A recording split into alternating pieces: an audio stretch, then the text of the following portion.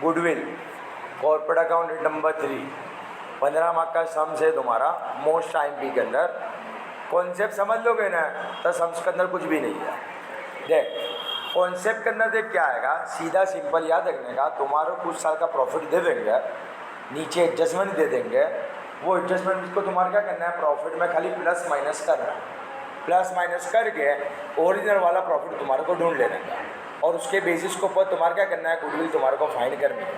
पर देख सीधा सिंपल सा कॉन्सेप्ट है, ओपनिंग स्टॉक अगर तेरे को ओवर वैल्यू बोले ना, ओवर वैल्यू मतलब ओपनिंग स्टॉक तेरे को ज़्यादा बोल दिया तो हम लोग क्या करेंगे, प्लस करेंगे, ने कम बोले तो माइनस। सीधा सिंपल याद रखने का, ओपनिंग स्टॉक के साथ डायरेक्ट रिलेशनशिप है, over value plus under value minus, उसका ऊंधा कर देने का क्लोजिंग के साथ।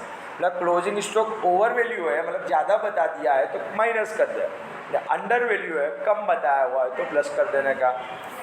और जितने भी एक्सपेंसेस है वो सब एक्सपेंसेस को प्लस कर देने का, ये इनकम को माइनस कर देने का। ये एक बेसिक सा कॉन्सेप्ट है जिसके बेस को ऊपर तुम क्या कर सकते हो, आराम से तुम अपने सम्स का आंसर लेके आ सकते हो।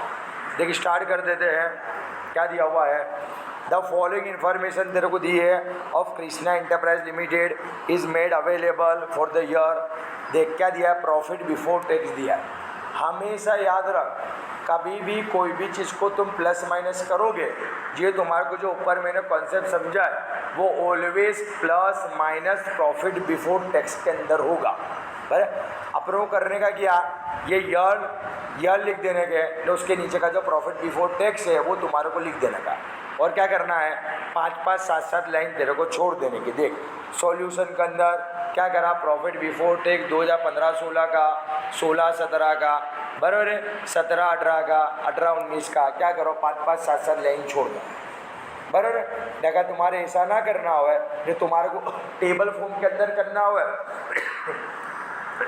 तो टेबल फॉर्म में कर देने का।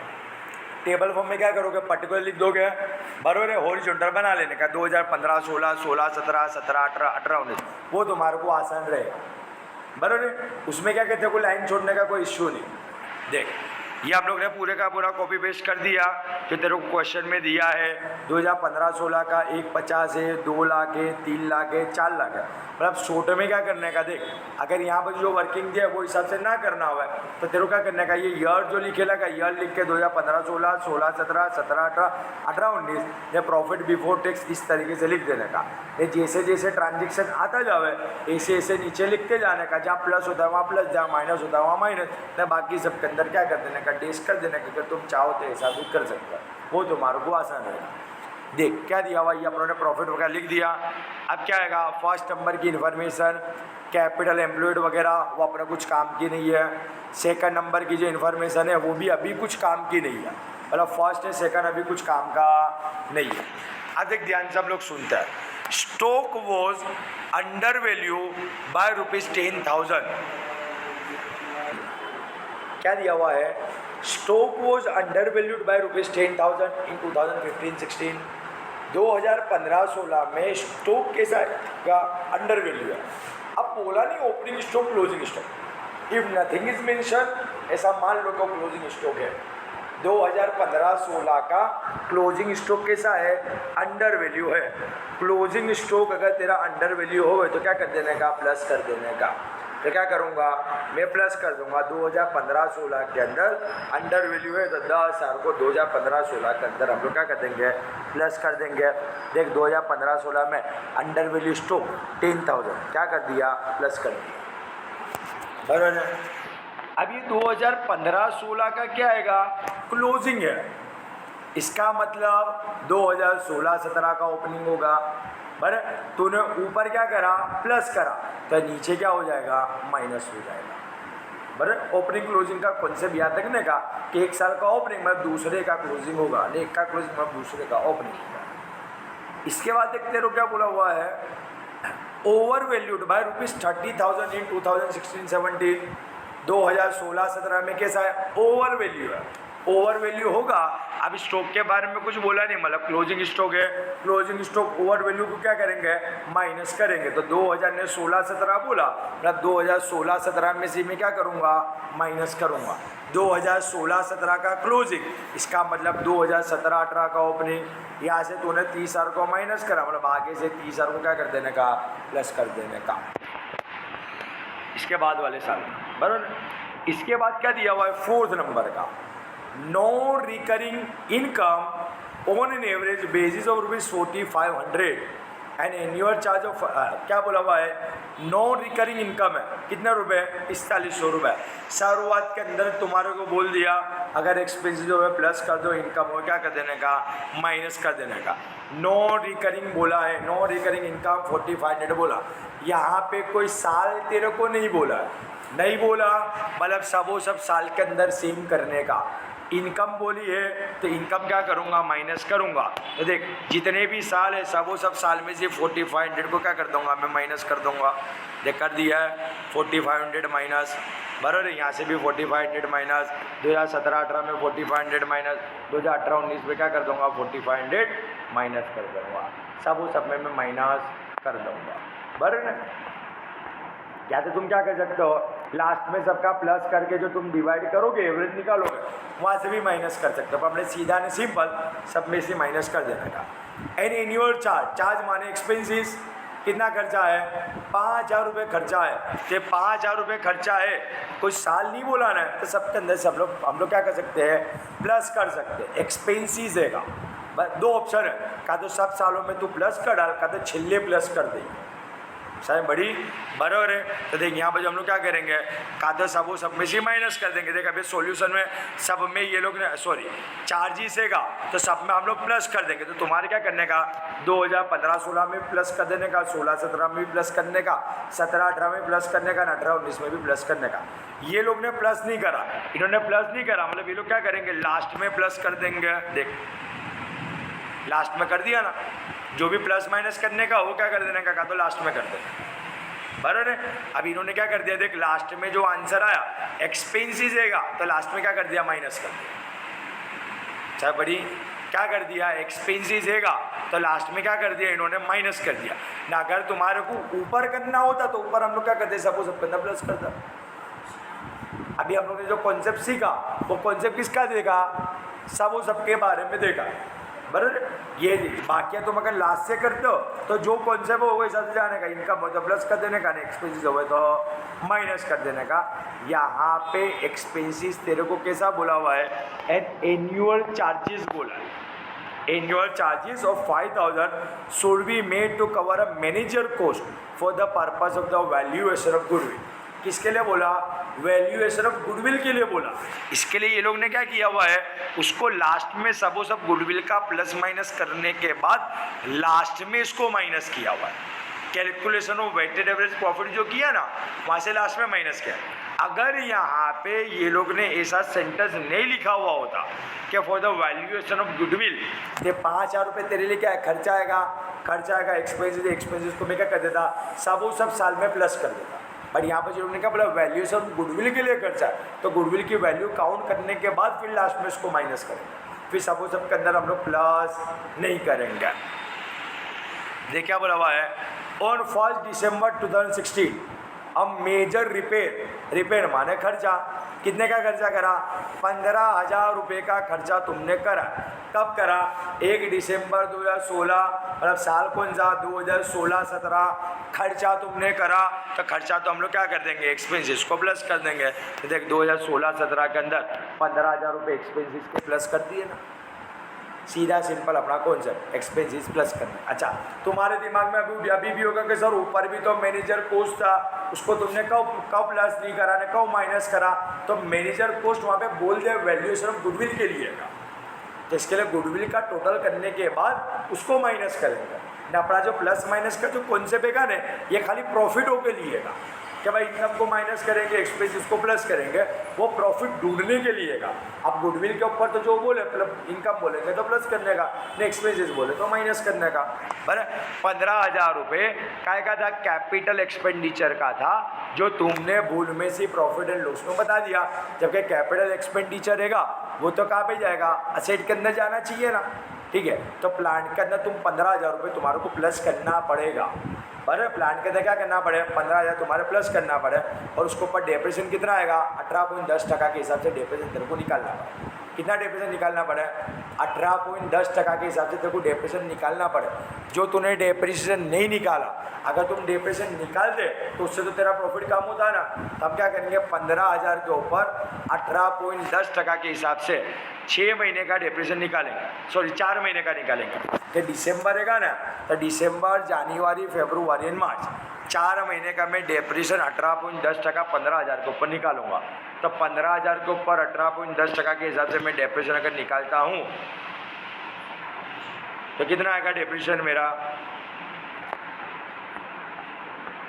देखिए मेरा डेप्रेशन आएगा 905 रुपये। अब डेप्रेशन तो क्या करूँगा मैं, माइनस करूँगा ना।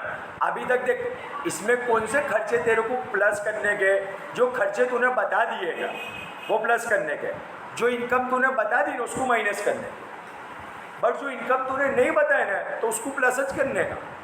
ये जो खर्चे तूने नहीं बताए उसको माइनस करने का। मोरल तो स्टोरी क्या है, तूने जो बता दिया है ना उसको ऊंधा कर, जो तूने नहीं बताया वो जैसा होता है उसको ऐसा कर।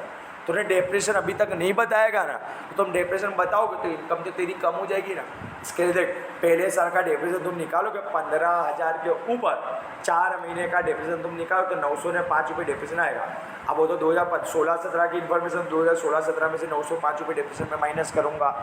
बराबर उसके बाद अभी डेप्रेशन तो चलता जाएगा ना। 15,000 में से 905 गए तो वैल्यू आएगी कितनी, 14,095। तो इसके बाद वाले साल में 14,095 के ऊपर डेप्रेशन निकलेगा। जब वो डेप्रेशन भी क्या होगा, 2,551 माइनस होगा।